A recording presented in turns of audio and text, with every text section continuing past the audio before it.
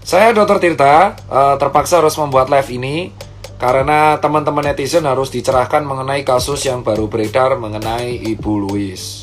Sekali lagi, live ini akan disimpan dan akan saya share ke Instagram TV. Ya, memang benar, Ibu Louis ini telah mengontak saya, ya kan, dan memang menyebarkan info-info yang menurut saya nggak masuk akal. Ibu Louis ini mengaku sebagai dokter. Setelah dikonfirmasi ke Ketua ID Pusat, Dr. Daeng, dan saya konfirmasi ke Ketua MKEK, yaitu Dr. Pukovisa, beliau mengatakan bahwa Dr. Louis tidak terdaftar di anggota ID. Semua dokter di Indonesia harus terikat dalam profesi ID. Ingat, Ibu Louis tidak terdaftar sebagai anggota ID. Status dokternya dipertanyakan, STR beliau tidak aktif sejak 2017. STR beliau tidak aktif sejak 2017. Poin ketiga mengenai Ibu Louis. Ibu Louis tidak menangani pasien pandemi. Ibu Louis tidak menangani pasien pandemi. Fungsi PBD Pusat adalah meminta Ibu Louis mengklarifikasi di kantor PBD Pusat minggu depan. Ibu Louis ini dari dulu tidak dilaporkan dikarenakan kami mengira dia fake account, domisili tidak jelas, tempat tinggal tidak jelas.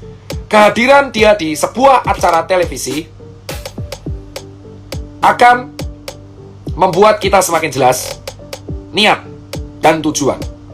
Sehingga Ibu Louis diharap mengklarifikasi dan mempertanggungjawabkan statementnya di hadapan kantor PBD Pusat secara ilmiah di hadapan para ahli. Jika informasi yang disebarkan Ibu Louis tidak bisa dipertanggungjawabkan secara ilmiah, maka informasi tersebut bisa dikategorikan sebagai kebohongan. Sehingga PBD Pusat bisa mempertimbangkan untuk mengurus dan memproses secara hukum.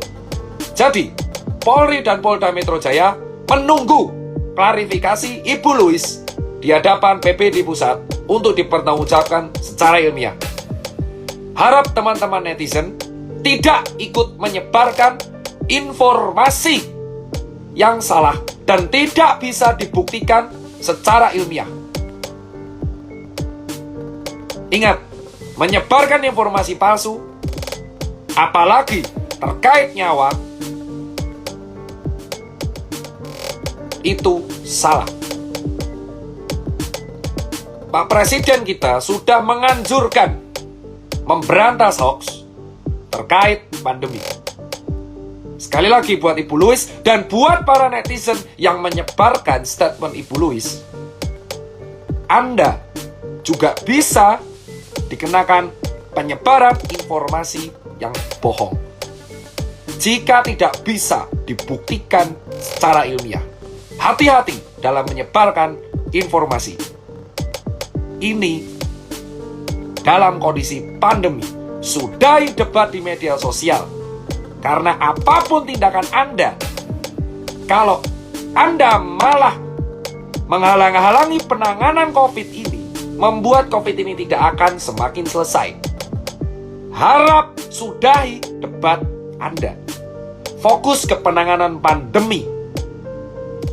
Sekian informasi yang bisa saya sampaikan. Harap selektif. Terima kasih. Lebih kurang, saya minta maaf. Assalamualaikum warahmatullahi wabarakatuh.